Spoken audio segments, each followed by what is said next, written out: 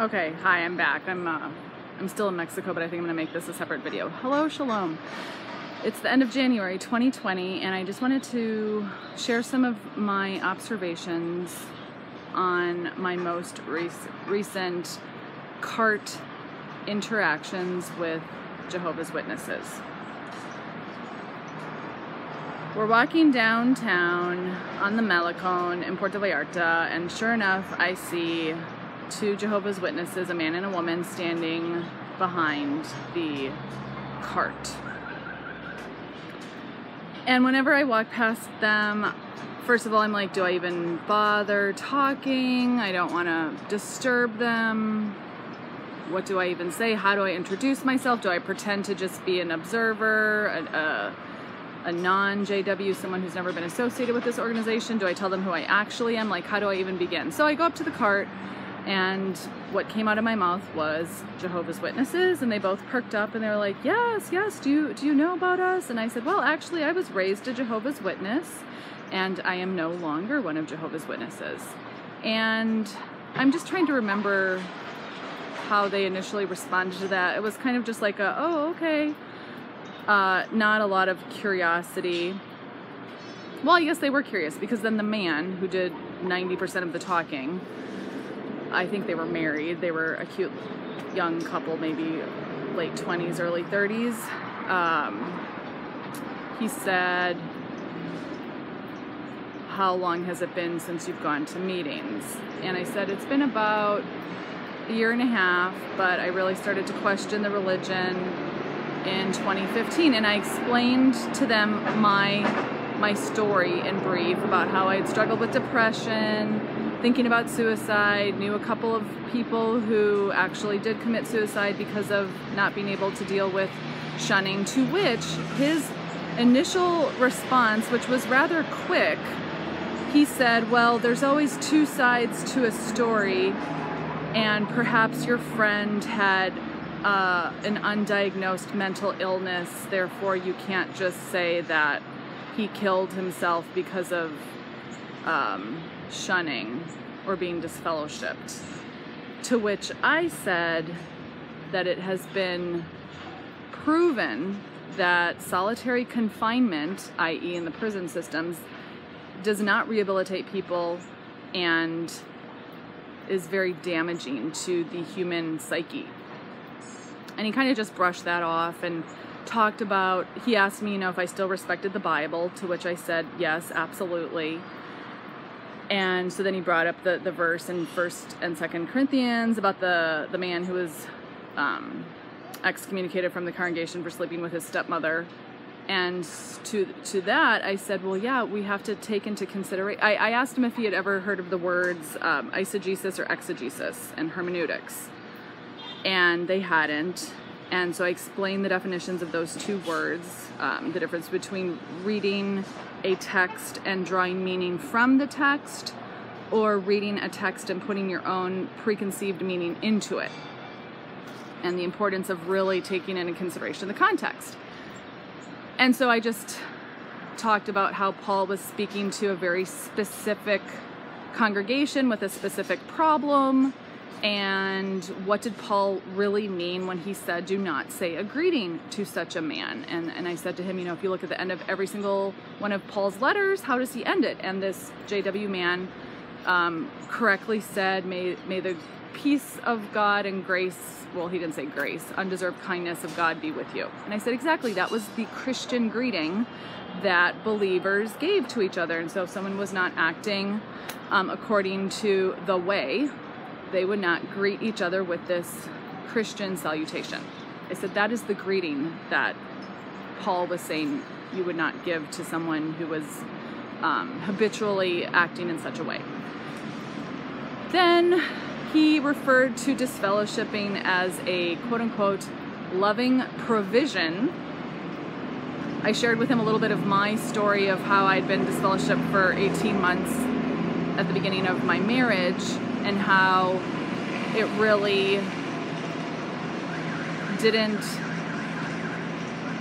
foster any feelings of closeness and love for God, but rather more fear and shame and feelings of worthlessness and unworthiness. And I was really looking at their faces, and whenever I said something, it like they were unfazed. I don't know if that's just part of the side effect of the Watchtower Kool-Aid. I think one of the side effects of like Watchtower Kool-Aid is self-righteousness. Kind of like if you take a specific pharmaceutical drug, it has the whole like side effects list. I think one of the side effects of like being a Jehovah's Witness, of which I absolutely was guilty of, is self-righteousness, thinking that you know it all. And when you think you know everything about something, like for example, let's say you think you know everything about the Bible, then you're not going to be open to listening to somebody else's perspective. Like not even considering for a moment that perhaps someone else has some truth to share with you. Well, all in all, I ended up talking to them for probably a good 25-30 minutes. I needed to excuse myself because I was en route to a destination that I was walking to, so I needed to be on my way.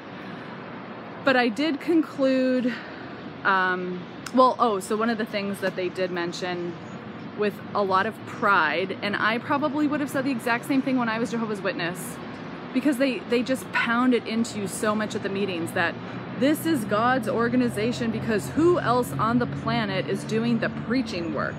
To which I said, well, you know, the Mormons go door to door, Christadelphians go door to door, there are many Baptist groups that go door to door, and I'm sure many more that I don't even know about.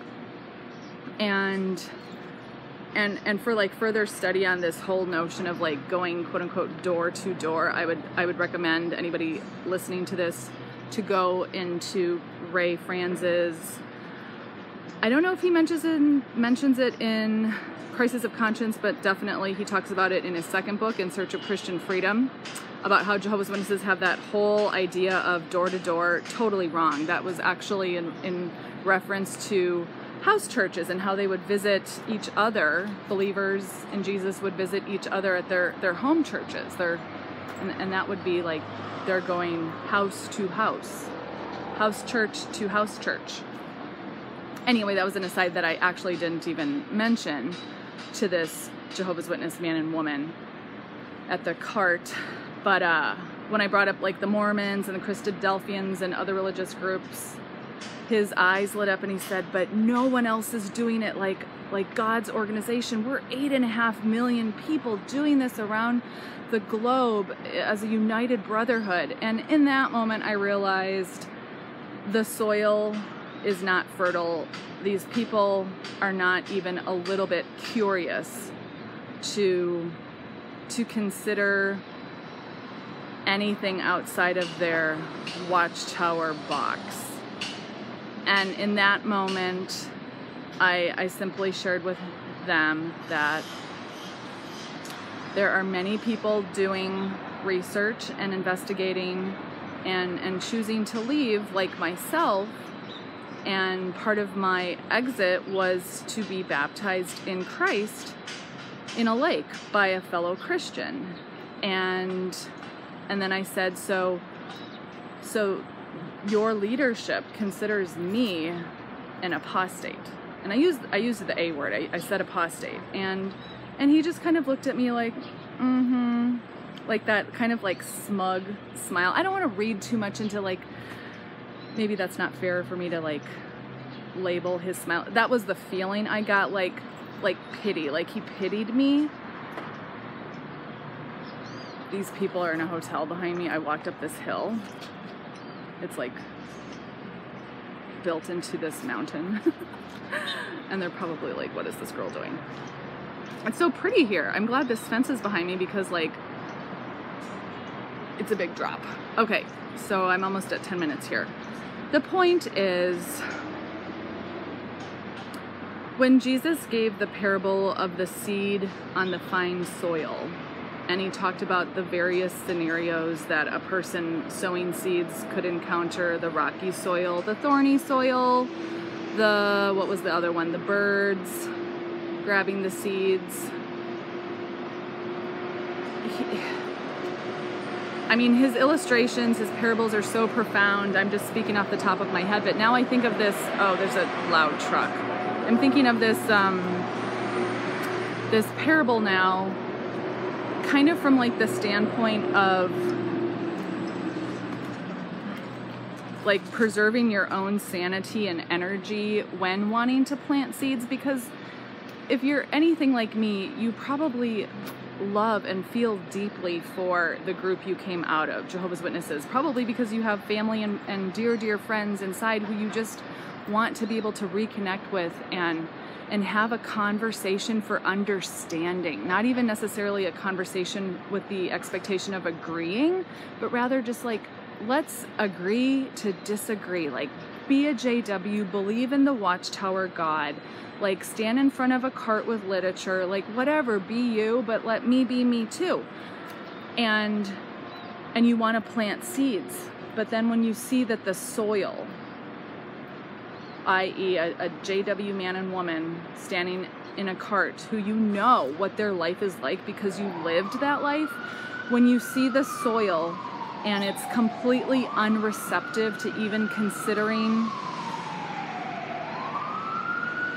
the possibility for understanding, it's at that moment that you realize, I'm just going to keep my seeds in my pouch for someone who actually wants to receive my words. And it was in that moment, after leaving that conversation, that I did feel like sadness. And I guess feelings like sadness only can sprout when disappointment arises. And so for that, I need to just be responsible for that feeling, notice it, observe it, and let it go. And just continue walking along and share my seeds, my words, my thoughts. They're just my thoughts, just my opinions, with people who actually want to connect with me.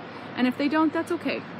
That's okay too. So that was my experience. And then my mom and I were walking along the Malecone a different night, and we saw two, oh, by the way, the one JW man was actually from the United States, and I didn't pry too much into his story, but he kind of just impressed me as, like, you know, the United States person who moves to Mexico to have like the pioneer / missionary experience, and he's like living the JW dream. So of course he didn't want to listen to me, like that would pop his bubble. So when my mom and I were walking a different night on the street, it was a bug, we saw two Mexican women standing in front of the cart, and they did not speak much English, and so we said hola, and they were like hermanas, and we kind of were like, yeah, like I'm a sister to everybody, not just because you're like my religion. We're all family. That's the beauty of leaving, is that I'm no better than anybody now, and I can connect with everybody. It's such a gift. And so we were talking with them, and within like 20 seconds, I felt, and then my mom confirmed it as well, that there was no way we were going to try to unwitness with these women. It's like when you see a little kid eating a cookie that fell in the dirt. They don't care because it's like their cookie. Or I don't know if this illustration is going to make any sense. It's like you see someone eating at their favorite restaurant, and they're at the table and they're just enjoying this meal so much, but you know that the kitchen where that meal was cooked is infested with cockroaches. It's like, does that person really want to hear in that moment, as they're putting the food in their mouth, that they're probably eating cucaracha crap? Probably not. So on that note, cucaracha tacos, goodbye from Mexico. I did go in that church. Where is it in the background? Right there. The Iglesia de Guadalupe. Anyway, it was beautiful, but guess who was standing on the steps of the church? 2 homeless people. One man was blind begging, and the other woman, you know, just begging on the church. Meanwhile, you go in this church that is so ornately decorated. There's just lots of questions that I still have about religious institutions that have these gaudy buildings, but meanwhile, the human beings on the steps of these buildings cannot even feed themselves. So what does that say about us as people? It says a lot. Well, on that note, use discernment when sowing your seeds.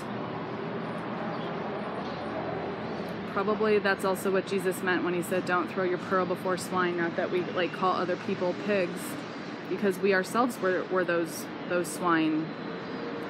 When you're being self-righteous and you think you know everything, you're a pig. All right, signing off for now. Adios, hasta luego, shalom.